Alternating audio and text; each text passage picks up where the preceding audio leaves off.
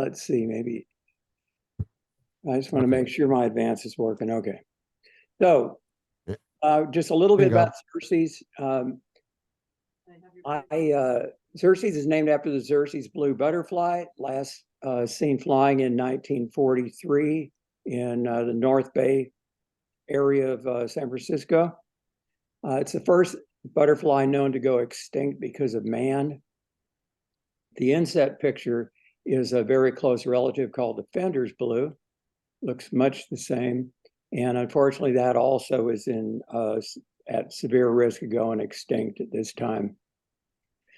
So after this extinction, a couple of lepidopterists got together, formed Xeres 51 years ago.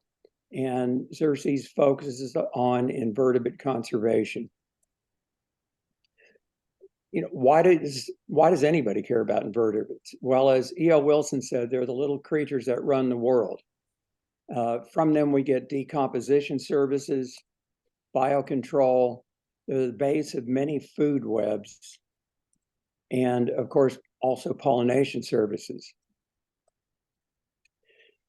We work in the areas of conservation, advocacy, research, and education. If we look at conservation, we'll work with federal, state, local agencies, farm groups, you name it. Research, we work with hundreds of scientists around the world. And education, we have a Xeres YouTube channel. We do a lot of outreach events and things like I'm doing right now. Over 50 years, we have protected and restored over 3.5 million acres of land, and also improved the management practices on tens of millions of more acres. So why would I say something like that? Well, like most of you, I had my first encounters with bees by getting stung. And of course, what I called bees back then were primarily yellow jackets. So I had a troubled first introduction, but now after working with bees, I find myself more along the lines of James Kane, who's a very prominent bee scientist. I find them endlessly fascinating. Now we're going to talk about solitary bees, a particular type, and I want to make sure that everybody understands what the differences are here. So solitary bees, they call them that because when it comes to nesting, the females are responsible for doing all the work on their own. They don't have a queen. I mean, in effect, they are the queen, I guess, but they don't really have a queen. Social bees, they're the things that we tend to be more familiar with. Look at bumblebees, honeybees are social bees, and there's others. And then I've got that red area in the middle just to point out the fact that there are actually a few kinds of bees that can switch back and forth between a solitary and a social lifestyle, depending on whether it's in their best interest to do so. So when we talk about solitary, we're talking about one aspect of what we call a bee's life histories. And solitary bees make up about 77% or so of all bees. This is averaged over the world, and it's an estimate, obviously. There's also something called a brood parasite, which I'm going to talk about a little bit later. And then this other category are social bees or social parasites, and we're not going to talk about that at all tonight. I'm not going to. So today you're going to hear the story of a solitary bee. And that story really starts back more than 200 million years ago. So back in the Triassic period, there was a common ancestor of bees, wasps, and ants. They all belong to an insect order called Hymenoptera. Most of you are probably familiar with that.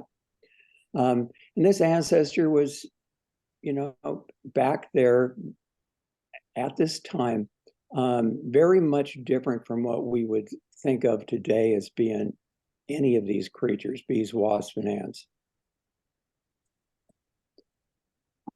The direct ancestor of bees So I'm not talking about this one back in the Triassic, but the one that gave our bees their ancestry. They were solitary hunting wasps. So up until this time, there were a lot of solitary hunting wasps around, and they catch animal prey. They're carnivores. Some of those, one particular family, they decided to start using pollen for provisioning their nest. And this, this didn't happen overnight, and we don't have time to talk about the details of that. But what happened then is that along came flowering plants. That's where they were getting the pollen. And then around 125 million years ago, we get what are called eudicots, true flowering plants. And so our direct bee ancestor co-evolved with these eudicots, and over millions of years started to diversify. This fossil here, this is Burmese amber. It's a bee, well, I don't want to say bee, it's a animal that's been given the name Melitospex, which means literally bee wasp. And the reason for that is that it contains features that are both wasp-like and bee-like. So this is part of this evolution that's going on.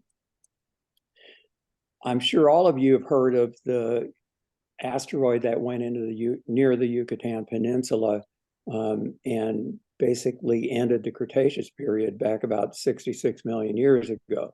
That was Chicxulub. And when that asteroid hit, all 7 of the families of bees that we currently have, they were already in existence at that time, and they were not wiped out. It's possible that we lost some other families that we will never know about. Today, those 7 families have between them 20,000 distinct species of bees. If we look a little bit more granularly at this species number, North America, north of Mexico, somewhere between 3,600, maybe 4,000 bees. Oregon and Washington, somewhere in the range of 600 to 800 bees. A city the size of Portland, and probably Spokane would be the same, something like 100 or 150 different species of bees. And in a single yard that's got good habitat, you could have 30 to 40 different species there. Now, when we look at our native bees, and I want to just point out, if you don't know, that honeybees are not native bees. They were brought over with the colonists from Europe. But if we look at our native bees, 70% nest in the ground, 30% nest in cavities. These bees are very gentle, and they're very unlikely to sting. You have to provoke them. And what I mean by that is you actually have to grab one and squeeze it, because they do not want to do this. That's unlike social species like honeybees or bumblebees, because they've got a colony. And so they're in this, they've evolved a protective defense where they've got guards. And if you start messing around, they're going to come out and, let you know about it. Bees are the most important pollinators that we have. The reason is that they've got some distinctive behaviors. Number one, they're out there collecting and transporting pollen because they feed that to their larvae, not directly, but as part of a provision. And because of that, they are purposefully gathering pollen, as opposed to something like, say, a butterfly, which accidentally gets pollen on it and maybe might pollinate something, again, by accident. They're what's called a central area forager. They forage in the area around their nest, which helps them be more efficient in pollination. They exhibit something called flower constancy. And what flower constancy means is that on a given foraging bout, they will tend to stick with one type of flower if there's a sufficient abundance of that flower. Now, that's not 100%. It doesn't mean that they won't sample something else, but it happens enough that even in the 4th century BC, Aristotle noticed this in honeybees and actually wrote about it. And then the final thing is they're capable of something called buzz pollination. And again, without getting into the gory details, there's some plants whose pollen is very hard to release. You can kind of imagine that they keep their pollen in a little salt shaker, and they've got to buzz that salt shaker in order to get pollen to come out of it. And so other than bees, there's really no other animals that are capable of that, and not even all bees are capable of doing that. Looking at how bees transport pollen, and again, I'm just trying to bring you up to speed on some basics here. If we look at this circle, that is what's called a scopa. That scopa is a brush of hairs on the hind leg, and it's being packed with pollen, and you can see that pollen packed in between these dense brush of hairs. Sometimes the scopa will be on the underside of the abdomen for some bees. And again, they're going to pack that, they'll kind of pat their bottom on the flower to get pollen up in there, and they're capable of using their rear legs to do that. Another way, and you may have seen this if you ever watched bumblebees, is the pollen is mixed with a little bit of nectar at the flower and packed into a spot on the rear leg of a bee. You can kind of think of it as a thigh with long hairs all the way around it that help hold that pollen in place as it's being packed in there. And that's called a corbicula. And then finally, there's a few bees, not very many, that actually transport pollen back to their nest internally. So they've got a honey crop is what it's called, and they'll carry that pollen back that way, probably mixed with some nectar, like you see here. So I want to go through the solitary bee life cycle, and then we'll go into more details of that. But your typical solitary bee is going to be around a few weeks, 2 to 4 weeks maybe. In this case, we've got a mining bee as an example. And what she's going to do is create a brood cell. So she's got to dig down and excavate this cell. She's going to go and smooth and polish that internal surface. You can see how shiny it is. Now, that's not just because it's been smoothed. Also, a lot of times they will apply either plant leaves, glandular secretions. One type of bee actually puts a cellophane kind of material on there. And the reason for doing that is sometimes waterproofing. It can be for antimicrobial properties and other things. So if you look at the bottom of this brood cell, you'll see a ball of pollen. And some people call that bee bread. And what's going to happen is that once that's finished off, the bee is going to lay an egg on that and then cap off that cell. In 1 to 3 weeks, the first larval instar is going to hatch. And bees go through 5 different instars. All that's going to happen then over 6 to 8 weeks. And then finally, we will get to a pupal stage. And these pupae are protected in a cocoon, and they remain in the ground for something like 8 to 9 months. So, if you think about this, these bees we see, they spend, 11 out of 12 months out of sight. So here's our bee tonight, our subject. Sorry, I'm having a hard time with my words here. This is a green sweat bee, actually metallic green sweat bee. And because I wanted the alliteration, she is Sally the solitary bee. These are very widespread and abundant. I'm sure you've seen them, or you certainly could see them if you were paying attention and you try to find them. They're maybe a half an inch long, and they come out a little bit later in the bee season. So from summer into fall, you'll find these bees. And they're real hard to miss. I want to talk about some of the organs that these animals have. The antennae, they are really masterpieces of evolution. These antennae are packed with tens of thousands of different receptors that are called sensillae.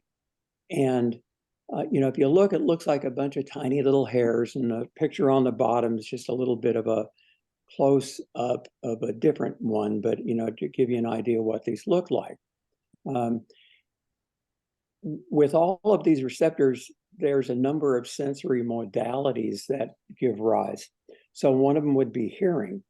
And if you look at that top picture, the blue circle that just popped up there, within there is something called the Johnston's organ.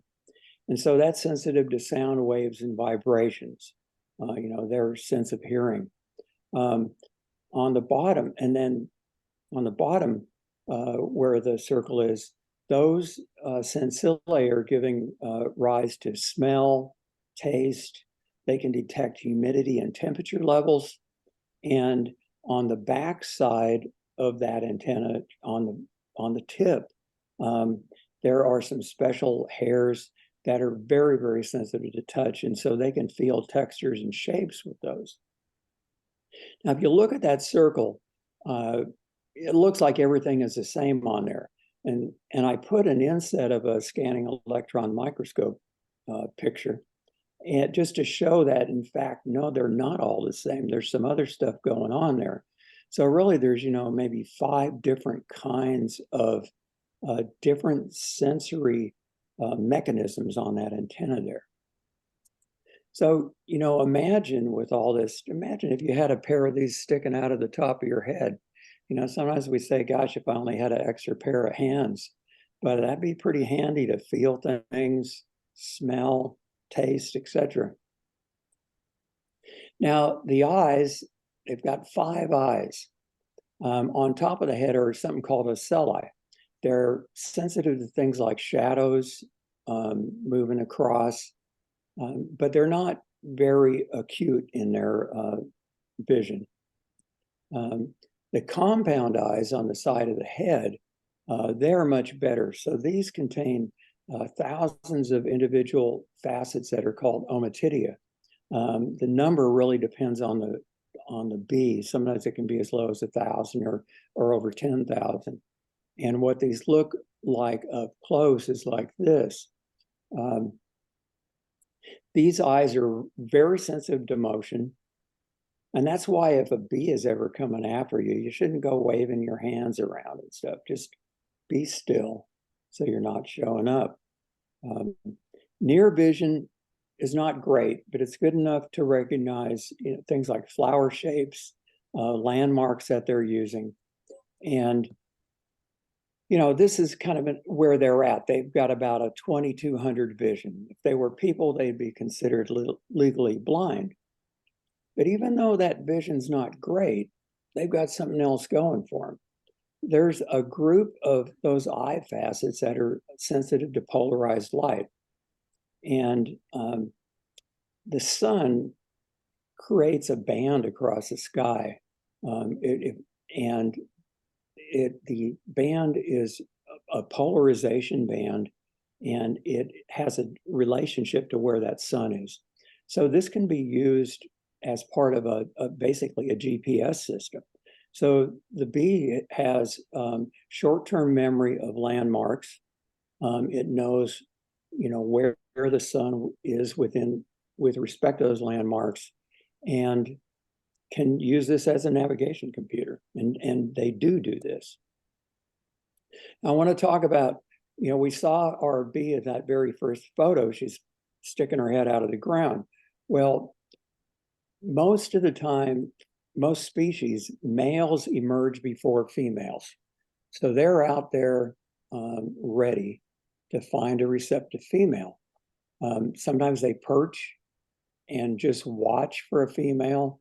Other times they establish a territory that they monitor. So they'll go out and fly between different flowers or something like that, and then keep making rounds watching for females. Some species, the males are really anxious. And what happens is that they will even form mating balls sometimes. They'll walk on the ground. They can sense if there's a female underneath, about to try to emerge from her nest. And sometimes they will actually dig her out of the ground, because whoever grabs her first is likely to be the first bee to mate. These ground nests, they're really easy to miss. They look a lot like ant hills, only they don't have any ants. And for some species, there's a number of them that are gregarious nesters. So you can find these big concentrations in nests, these big aggregations, I should say. And you can have thousands of these nests in a small area. And that's not dangerous. You know, these are not attacking kind of swarms of bees. They're just individual females that have decided to want to nest together. Some species do that. So when it comes to establishing a nest, you know, so we've got a female, she's emerged. They like to try to stay around where their birth area was. It's called philopatry. It's not uncommon for them to actually reuse the burrow that they emerged from, not the cell, okay, because the brood cell's kind of full of different diseases and things like that by the end. But the burrow will get reused sometimes. And you think about, why would a bee want to do this? Well, one answer to that is, let's consider a bee's size. So let's take a 1/2 inch bee, and would not be uncommon at all to have a burrow that goes down 10 inches into the ground. So that's 20 bee lengths. If we put that in human terms, that's a tunnel that's, you know, what, 100, 120 feet deep. So, you know, it makes sense not to redig that if you don't have to. Now, I just want to tell everybody we don't have any technical difficulties right now. What we have here is, this is what the bee sees after it crawls back into that tunnel it's going to use. And so, you know, this is kind of a problem, right? Where in the heck am I, well, where are the old cells at that I want to avoid? And where might be a good place for me to start digging a new brood cell? If we're in person, I'd ask the question, but it's a little bit, ask you the question, what do you think's going on? Zoom is a little bit more difficult to do that. So I'm just going to tell you that magic antenna, the antennae, those are the things that are going to come into full play here in this situation, right? The eye's totally useless, but remember, they can feel texture, very sensitive, as sensitive or more sensitive than our fingertips. So she can feel around, she can smell if there's an old brood cell around, and determine where's a good area that's undisturbed, or she might start a new brood cell. And then she goes about her business of, you know, digging out that brood cell. So when we look at what does it take to do this, on average, across all species, a solitary bee is going to complete about 1 cell per day over her lifetime. Typically, this is a 5-step process. There's an orientation flight, and I'm going to cover these in a little bit more detail, so I'm just going to quickly go through here. But orientation flight, first flight of the day, foraging trips to gather that pollen. She's going to construct a pollen ball or whatever type of a mass shape that species uses. She's going to lay her egg, and then she's going to close that cell off. She's going to cap that off so nothing else gets in there. So this orientation flight, I talked about landmarks earlier. That's exactly what these orientation flights are for. The bee, you can see where it says ground nest. She is going to start at ground level and start doing a series of, you know, more or less figure eights, S loops, if you want to call them that. And as she goes further and further out, she's going to maybe be flying at, you know, 30-degree or 45-degree angle, so that she's not doing that along the ground. She's rising up into the air so that she can fix visual landmarks in her short-term memory. so that when she flies back with a load of pollen, as she gets close, she can recognize, oh, okay, there's that pile of rocks. My nest is over here behind that. So this is really important for them to do this. And all bees do this on the first flight. These foraging trips, in general, larger bees fly further. Honeybees, they'll fly, they're easily capable of going 5 miles or more, let's put it that way. Not that they want to, but if they have to, they can. Most of the time, bees will fly no more than about a half a mile. They don't want to use more energy than they have to. And then smaller bees, and by that I mean maybe something that's 1/4 of an inch or less, things that you may not even recognize as a bee, they may only go 30 feet from their nest. So if you've got one of those in your backyard really is their world. It's kind of an interesting thing if you think about it. Now, as bees explore flowers, they're exposed to pollen. They do this intentionally, and then the fact that they've flown through the air gives them a charge, and so some pollen will jump onto them due to that charge that's on there. And, look at these two pictures. How in the world do you think you go from a powder puff like the top photo to this well-groomed bee on the bottom? The answer to that is something called pollen dances. A guy named McSwain came up with that word, or that phrase. And these are orchestrated grooming movements that move this pollen back into storage. So one of the first places at the head there is the antenna. The antenna pick up not only pollen, but they pick up other debris that needs to be removed, because remember all those sensitive little hairs and things. You don't want anything interfering with that sense capability. So on their front leg, they've got this little comb, and they literally gently close that comb around a antenna, and they pull it through, and that scrapes any pollen and debris off. Now, if we look here, that's the front leg, and that is used to do what I just said, clean off the antenna. It's also used to remove pollen from the face of the bee. The mid leg here, that removes pollen from the front leg, the stuff that just been collected. It also can reach up onto the thorax, that central part of the bee there, between the wings, and scrape pollen off of there. And then on the inner surface of this back leg, there's some hairbrushes that are used to clean the wings. Now remember, those hairs you see on that outer surface of that rear leg, that's the place where they store pollen. So they're not using that for cleaning, they're using that for storage. And that mid leg is going to go jam pollen into those hairs there. So it's a really kind of complicated movement of pollen from one end of the bee to the other. So when our bee is out, she generates a lot of interest. There are ambush predators.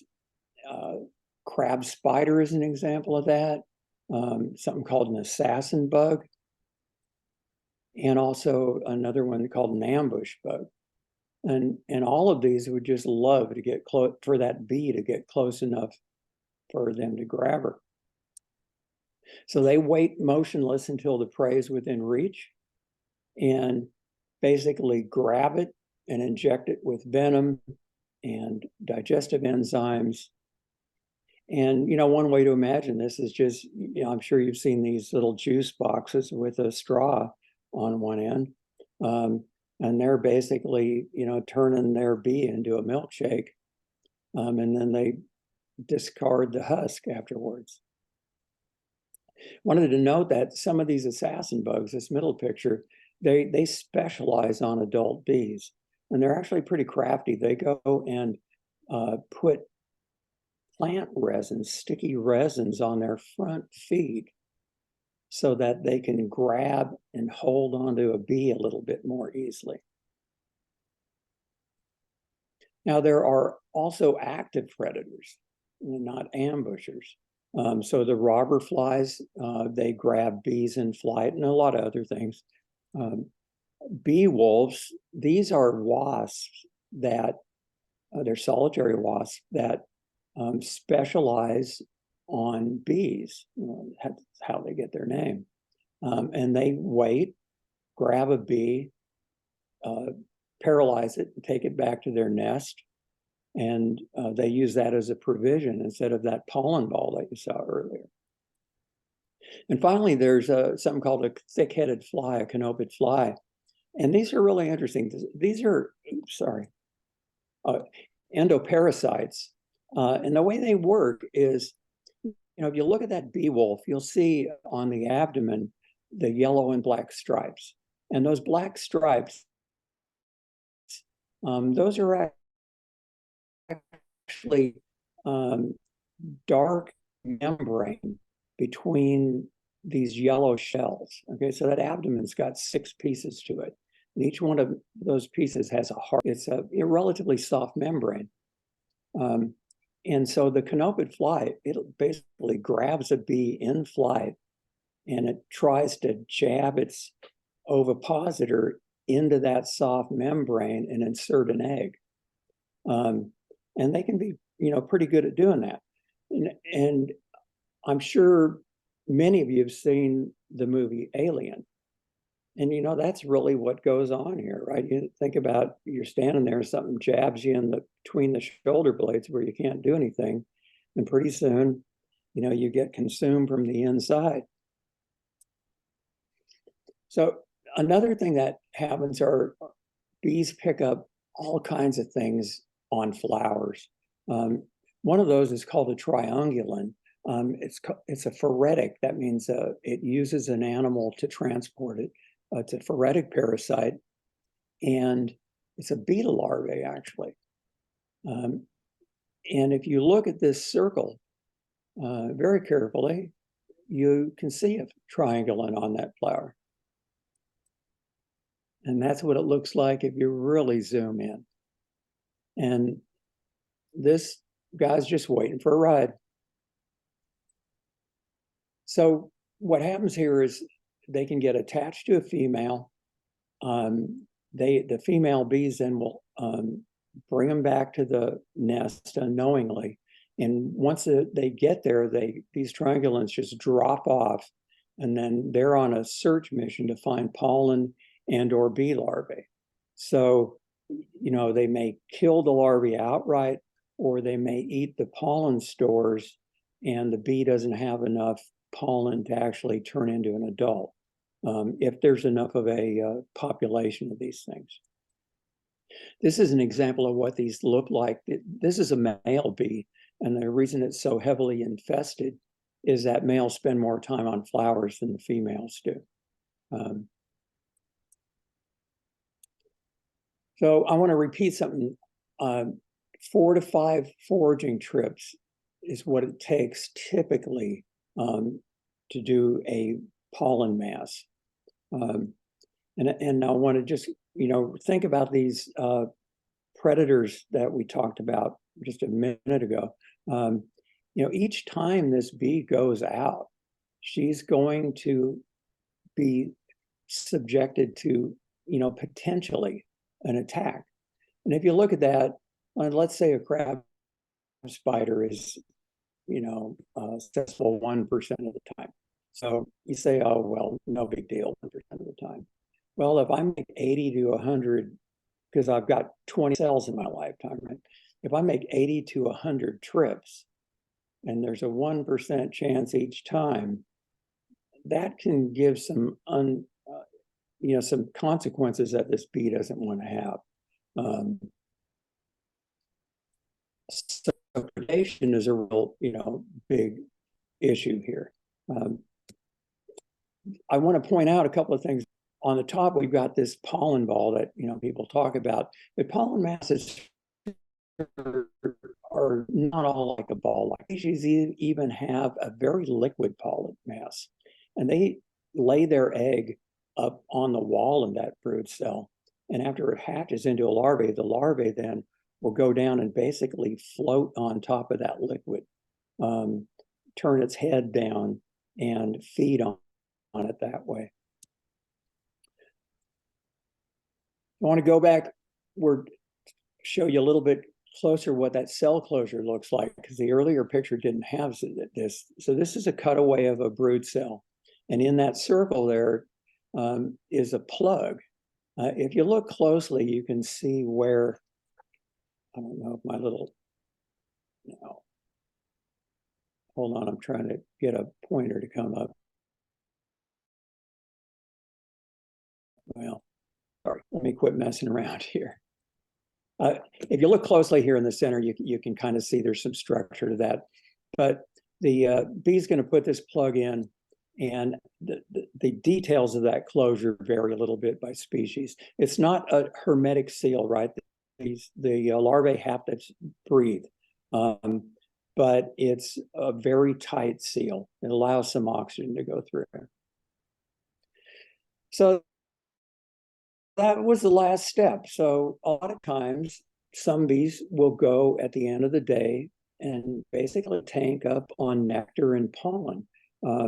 This is, they're not doing this for provisioning, they're doing this for their own sustenance. And, you know, the pollen, the nectar's there, obviously, because the glucose in that supports their flight energy needs. The pollen is there, that protein in order for their eggs to develop. Okay. Now, we closed off that nest and had our end of the day drink, thinking everything was cool. But we might have been mistaken. You see, there's something called brood parasites. I told you I was going to talk about this. Brood parasites, they call them that because they hijack the pollen, basically, of their host. These bees, they don't go out and gather their own pollen. They sit around and they wait. And if they find a nest, and they happen to be species specific pretty much. So if they find a nest that's appropriate for them, they wait, they watch. And when that host bee leaves, they dart down inside there. And if they find any eggs, so let's say a cell is being worked on, but it hasn't been plugged up. If they find an egg, they kill it. If they find any larvae, they kill them. And then they go and lay their own eggs. They will even go to a nest that's been closed off, open it, do the same thing, basically get rid of whatever's in there, lay their eggs in there, seal it back up again, and then get out of there. If they do happen to run into the host, well, they're built to withstand attack. They're heavily armored, and it's hard a lot of times for the host to actually sting them to death, and they'll get away. Their larvae are really something. If you look at these pictures, there's a close-up on the bottom on that head end. That's some serious pinchers on there. And once these larvae hatch, they're triggered by any kind of motion. And so if there are any larvae that were missed by their mother, they will go and kill them immediately. Typically, these brood parasites lay multiple eggs in the cell. And so if the first larva comes out and then others hatch afterwards, that motion will trigger them. They basically are in a fight until there's a single survivor. We talked about bees and their journey over 120 million years, and they seem to have done pretty well. I mean, think about it, they've diversified into 20,000 species. They're found all over except Antarctica. You know, where do we come into the picture? Well, you know, judging by these city lights, I'd kind of think, well, we come in all over the place, don't we? If we had a way of lighting up the intensively farmed agricultural areas, we might need to wear sunglasses to look at this thing. So I put this picture up here, really, and normally I would say, what do you think? What's the message on these pictures here? Is there a message? This kind of human influence foraging trip. And since we don't, have a proper venue for me to ask questions and bounce back and forth, I'm going to tell you the answer to that. The answer is, it's not all bad. Well, some of it's bad, with this pesticide spray and the habitat loss. But the organic farms and the wildflowers in the yard, those are good things. So, we've got this mix in general, but certainly bees is habitat loss. One of the two biggest threats. And, habitat loss doesn't just mean long-term. It can be just short-term disruptions. If we'll use Sally, if you go dig up her nest, that's a problem. And so what's going to happen? Well, if you don't happen to kill her in the process, she's going to have to start over from scratch. And that might sound simple in theory, but she's got to find a good nest site. She's got to make sure that site has adequate floral resources. And then, is there going to be time? As females age, they become less efficient foragers. It takes longer to provision their cells. And this is, an issue. Pesticides are the second big problem. And bees, they've got you saw the antennae. I didn't tell you about the feet, but actually the feet can smell. And so when they land, they may or may not be triggered by a pesticide. We know they don't like bitter substances.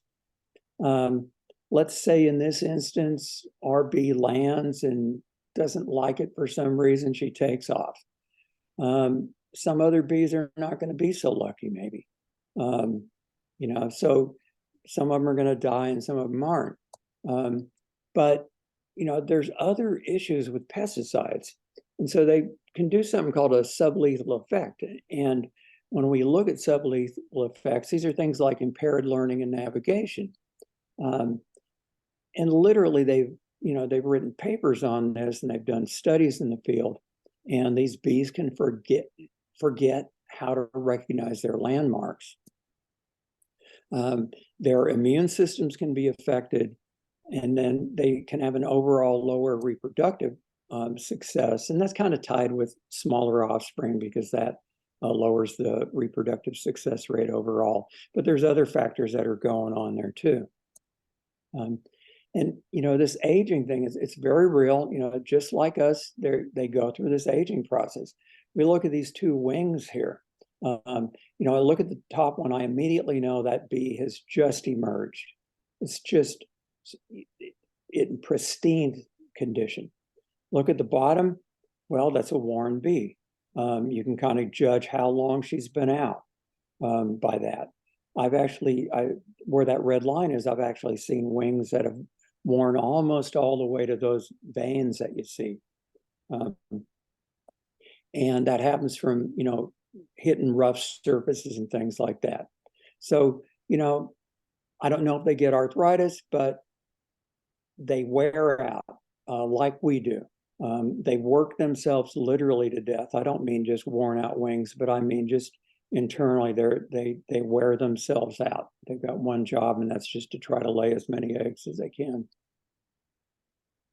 So eventually, we all reach the end of our days. It's just that when it comes to bees, it happens a lot earlier. So what has this solitary bee taught us? Well, they really have been survivors, right? 120 million years, 20,000 species out there. We know that they're on a knife edge, and as a lot of nature is, right? It doesn't take much. A lucky predator whatever. Some habitat destruction could take out a small population. So it's easy for those lives to be interrupted and therefore no follow-on generations.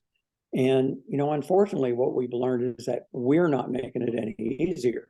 So this really brings conservation. What can we do here to help these animals out? Xeres, we have 4 principles of conservation. Number 1, appropriate flowers and host plants. No use of pesticides. Got to provide sheltering, nesting, egg laying sites. And then finally, what we call sharing the word. One thing I want to point out is that beekeeping is not bee conservation. Every once in a while, I hear somebody say, gosh, you know, I'm really worried about the bees. I'm going to go and put a hive in. Well, you know, there's reasons for putting a hive in, but if you're trying to help bees out, that sure as heck isn't the way to go about it. You know, there's nothing wrong with doing beekeeping, but the context of beekeeping is really this context here. Now, this is an agricultural process, is what it is. So if you really want to help bees, you need good habitat. And good habitat supports the entire life cycle of the bee. And it goes back to these principles I talked about. We have to have nest sites, flowers for foraging, and a pesticide-free environment. Now, let's look at these, you know, a mosaic of what good habitat could be, even in a suburban area. If you look up on the kind of on the right-hand side of this picture, you'll see a green outline of a bee and a dotted path. And those numbers along that path correspond to these pictures. Now, I'm not going to go through them all, but the bottom line here is that the message that's being gotten across is 1 yard does not necessarily have everything that the bee needs, but in totality, as long as the bee can get what it needs, everything will be fine. So you can think of yourself as almost complementing your neighbors. We look at appropriate flowers and host plants. You know, what do we want to plant? Well, Doug Tallamy, who some of you, or many of you probably have heard of, he suggests maybe 60% of your plants should be native in the core.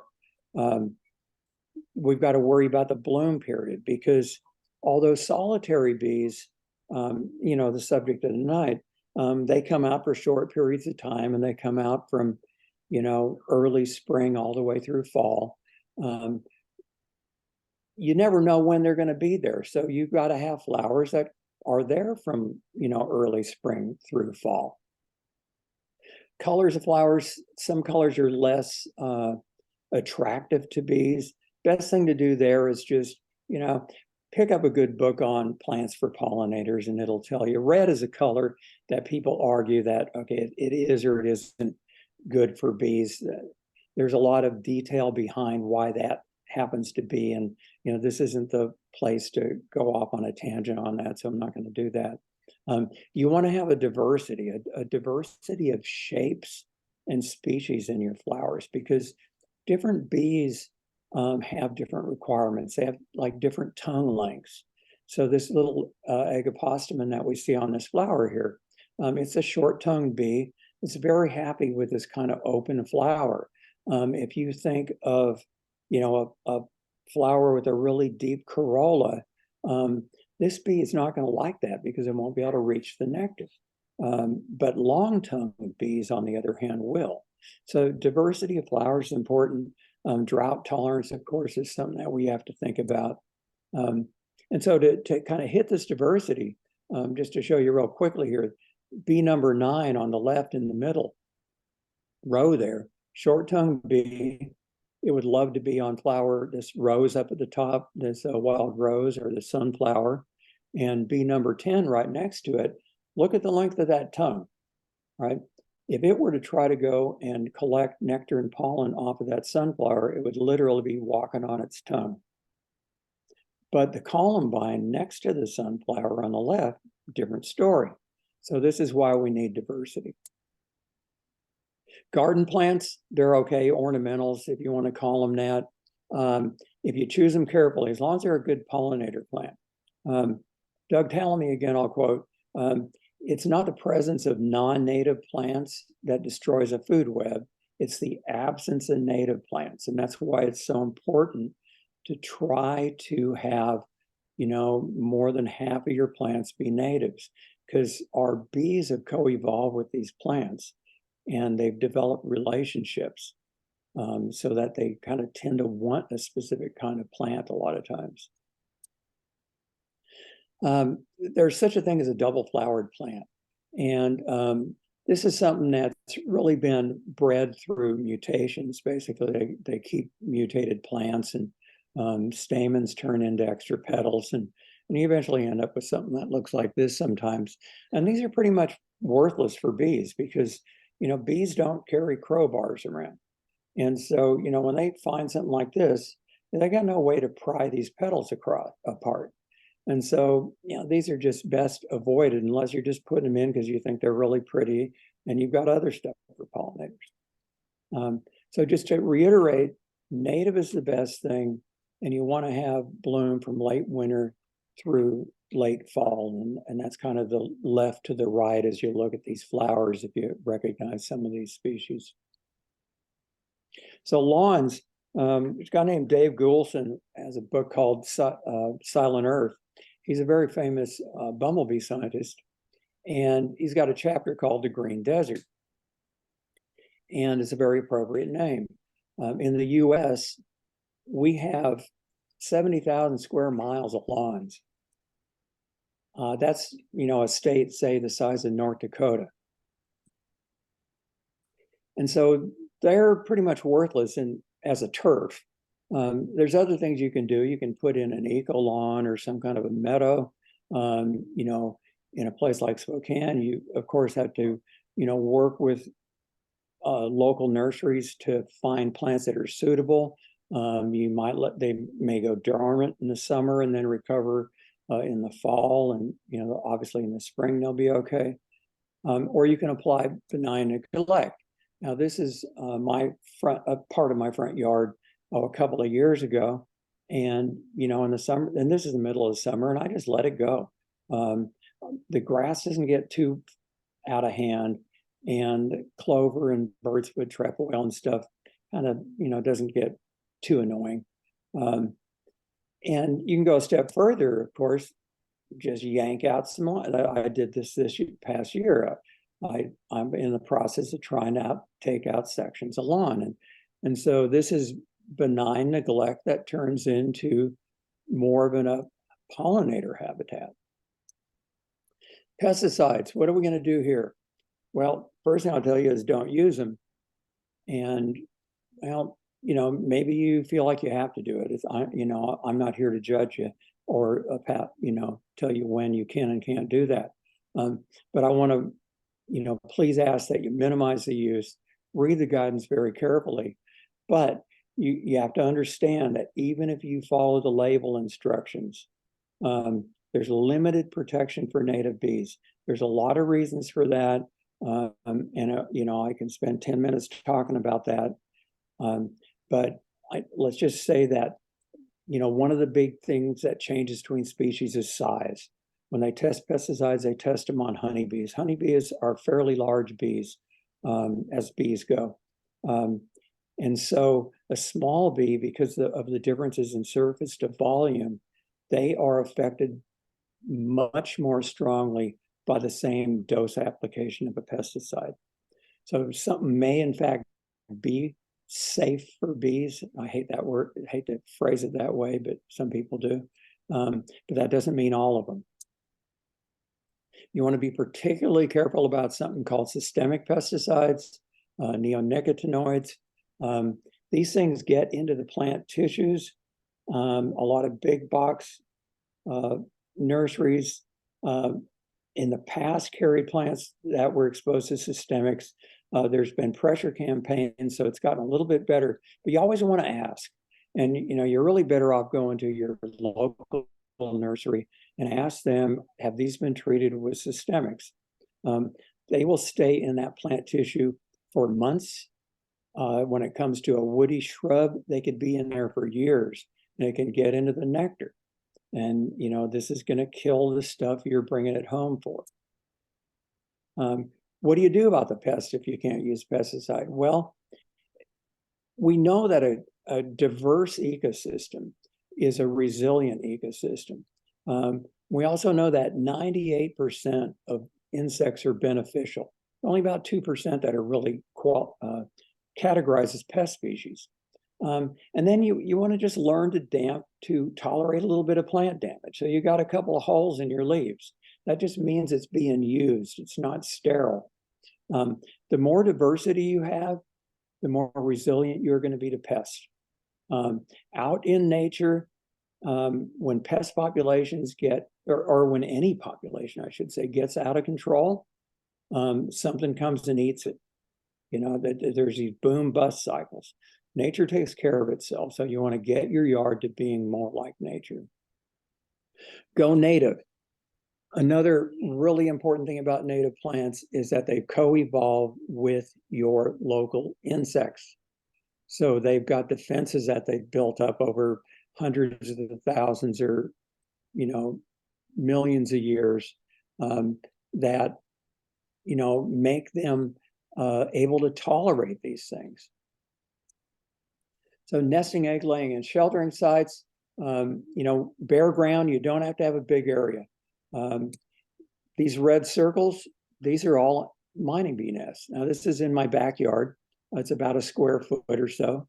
And so, I'm giving nothing up to provide this.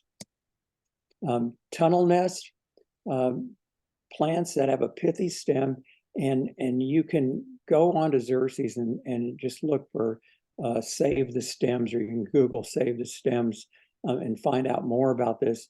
I don't want to go through the details of pruning management, but some plants are really useful. What we have here on the bottom is a serotinus, a small carpenter bee, and the pith of this plant is soft enough that it can excavate. Okay, and that's where tunnel nesters will use that. You can buy these nest blocks. These work for tunnel nesting species.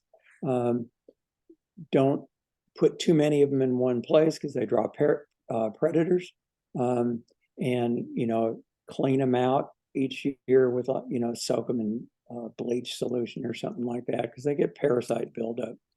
But they work, and if you look at the ends, you can even tell what's using it. So on the top we have these green plugs, and if you think about it, that's probably chewed up leaf material and plant material. In fact, it is. And so this comes from the leaf cutter bee.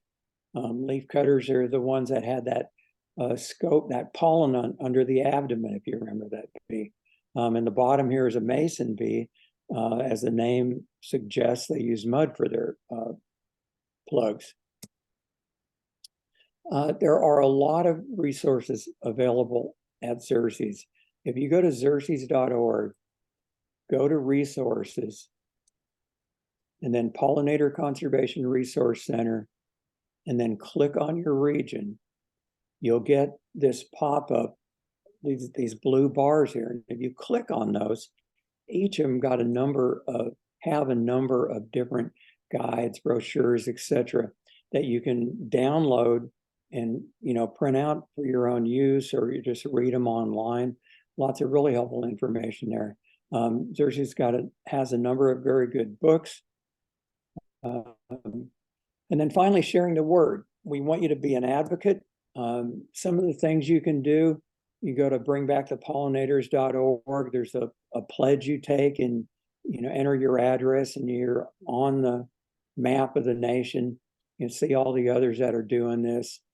Bee City USA is something that cities can sign up for to become bee-friendly cities, or campuses for that matter.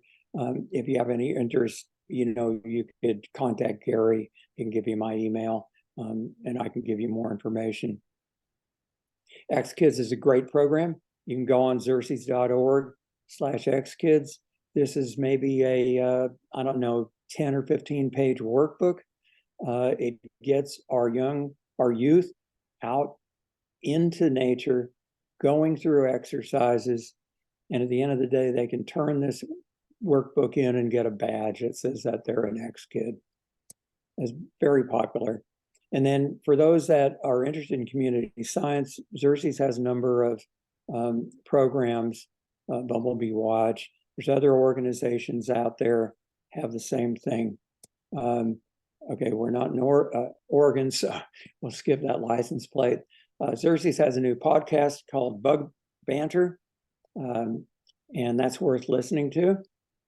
You can just look up Bug Banter on whatever you use for podcast. And then the YouTube channel is very good. There are a lot of webinars that have been recorded, and great thing to do. If you're into social media, you can find Xeres on any of these. And then finally, I just want to say, we're a member organization, always looking for new members. If you want to kind of get your toes wet, learn a little bit more, there's an e-newsletter that you can sign up for. It comes out, I don't know, every few weeks or something like that.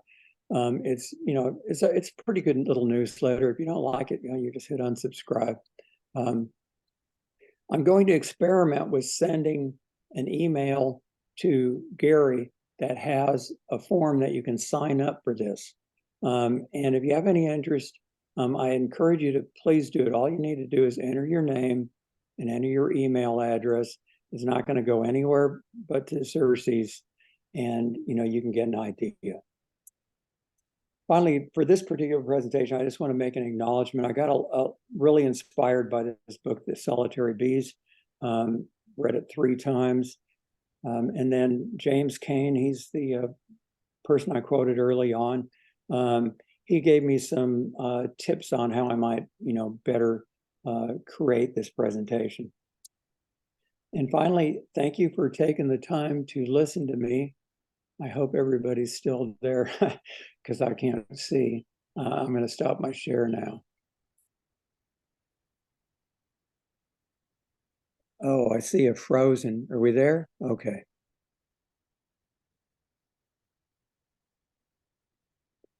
Now, if anyone has any questions, either at the event or online, I'm happy to answer them.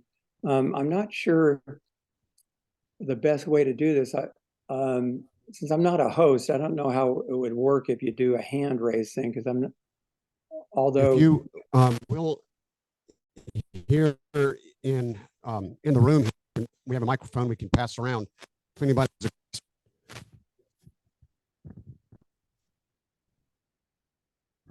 are all bumblebees social bees? They are. Well, they're either social bees or social parasites. And just to take just 30 seconds to explain what that means. Parasitic bumblebees, they take over another bumblebee's nest. They basically, they don't do any work on their own. They wait till a nest has been established, but it's not too established, so there's not too many workers.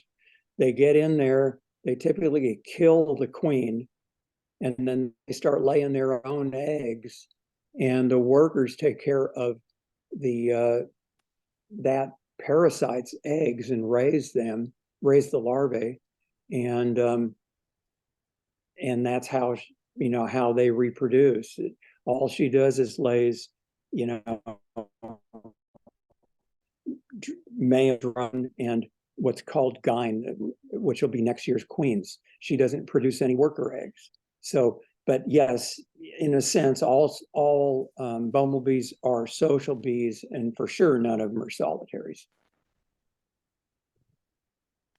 here's another question. Hi, thank you for your presentation. I was curious, those green bees, do they live through the winter or do they just rely on their eggs? And is that true for all bees as well?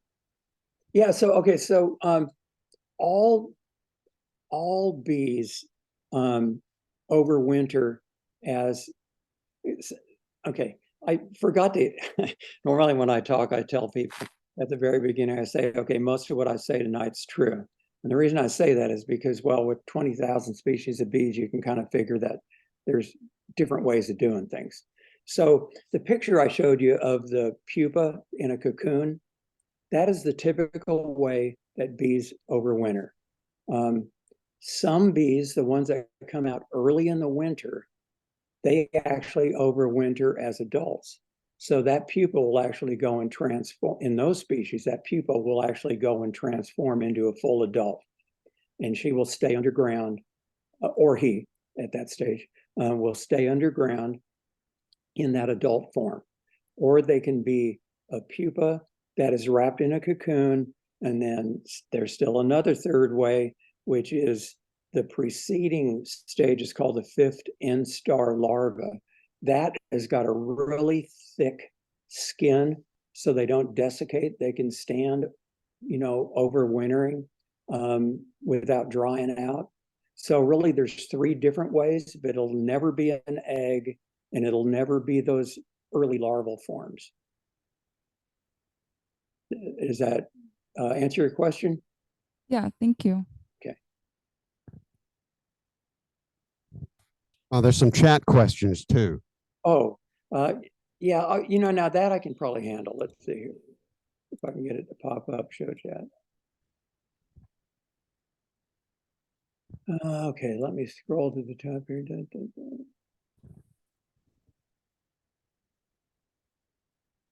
Oh, okay. So the first question is from Darcy. It says, I mentioned that pesticides injure bees, and do herbicides harm them as much? So I was pretty sloppy. Normally I try to make the point. In other presentations, there's a slide that points out the fact that pesticides is a generalized term, right? It means herbicides, fungicides, insecticides, which most of us think of as pesticides. Pesticides is an umbrella term. So to answer your question, herbicides, yeah, herbicides, they've got some interesting impacts. There's been some work done in the last, several years. One study showed that herbicides affected bumblebees' health, and interestingly enough, they actually tested the active ingredient, the glyphosate, separately from the so-called inert ingredients, which are things called surfactants. And it ended up that the inert ingredients were more harmful than the glyphosate in the experiment that was going on. But you get the whole thing, when you buy the product, when you buy Roundup. The other thing that, and then fungicides are something that are particularly bad, because what they end up doing, I'm sure most of we've got this internal microbiome, right? Our body. I mean, we've got microbes all over the surface of our skin. We've got them in our guts. They help us. There's a number of ways we're starting to find out that they are beneficial for our health. And so, well, believe it or not, bees have the same darn thing. They've got, internal bacteria in their guts that are beneficial to them. And fungicides can wreak havoc on that. And that's one of the reasons why we talk about immune function being jeopardized through the use of pesticides. Again, I use that term pesticides. I got to remember in the future to be a little bit more careful, because, like everybody, in my head, you just use that term instead of being more specific. So yeah, basically the no pesticides really means like no pesticides, none of the chemical stuff, and even organic. A pesticide's a pesticide. It kills. Doesn't mean you're, organic versus a synthetic version, it probably breaks down faster. It still kills stuff, so you got to be really careful. There's another question, Okay, another yeah, chat. Yeah. So I'm sorry, so that's Darcy. So Elizabeth Collins.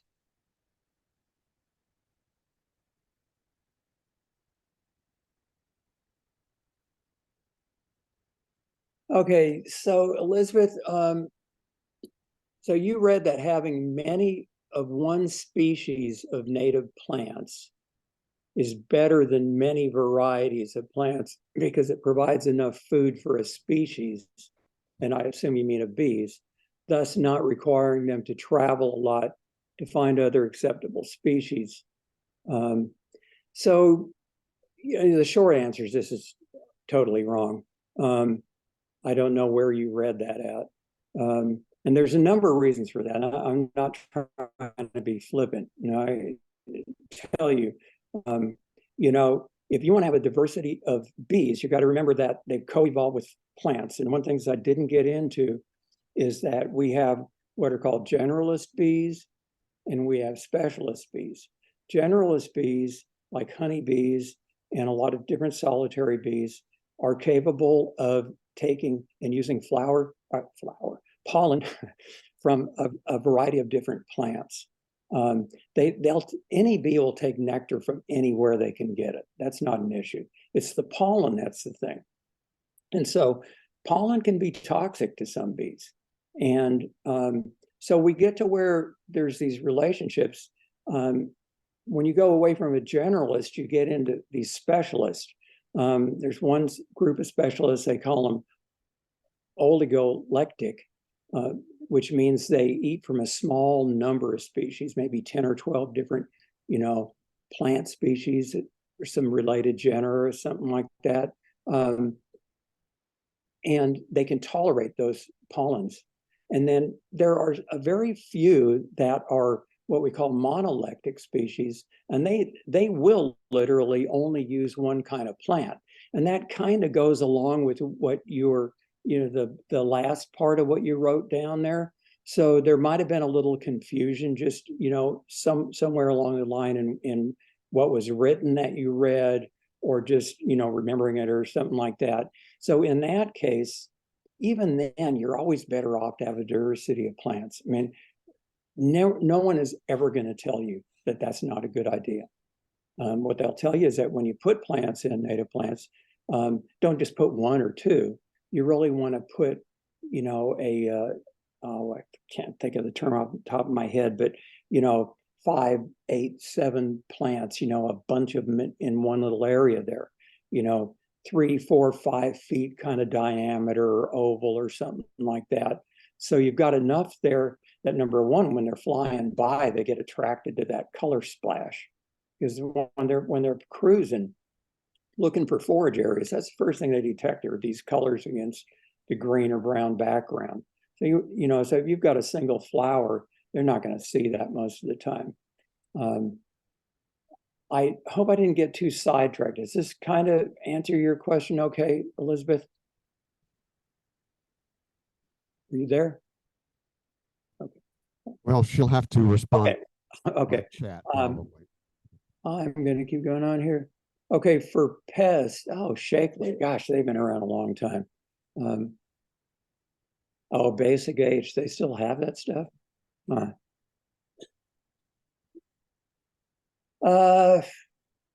I don't know what's in basic H. And so, you know, non-toxic is kind of like in the mind of the beholder. And when they say non-toxic, especially on their products, they're really talking about people, right? They're not making these for bees. And so, you know, what's non-toxic to us is not necessarily non-toxic to stuff that's a lot smaller. So I would just, I don't know, I'd be real careful about that. I mean, it would be great if it was okay, but it's probably not much different than taking a real, you know, like a Dawn and dilute it in water and use that. I think that is the end of the questions there. Are there any further questions that anyone has thought of?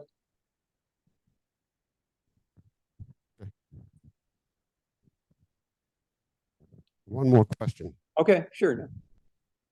I have all the time in the world. With the advent of climate change, have there been studies or observations of bees showing up in regions where they weren't previously? Has there been any studies about that, or Any Yeah, indications? no, it's a little early. Nothing that I'm aware of. The more troubling thing I think the more near-term effect that people are worried about are changes in phenology. Phenology basically is when things occur during the calendar year.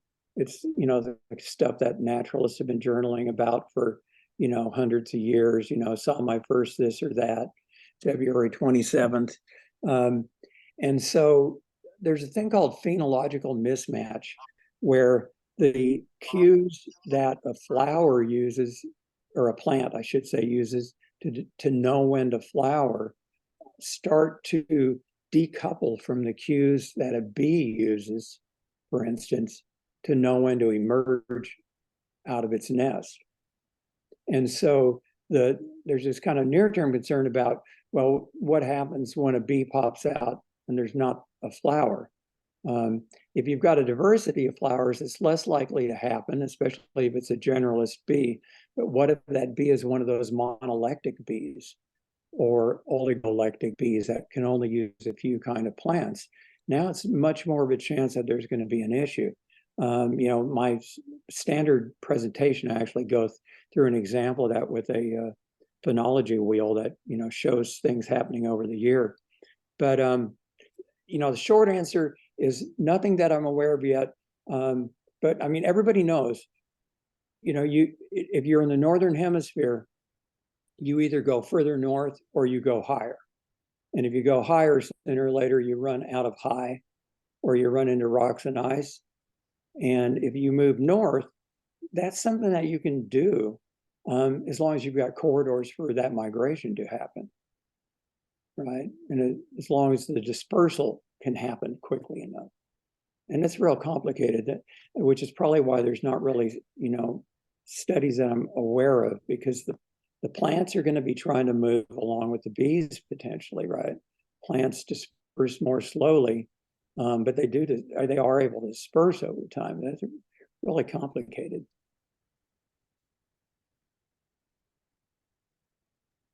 It's a concern, though. Thank you, Dave. We You're welcome. appreciate it. Anytime. But thank you for letting me talk. I appreciate it.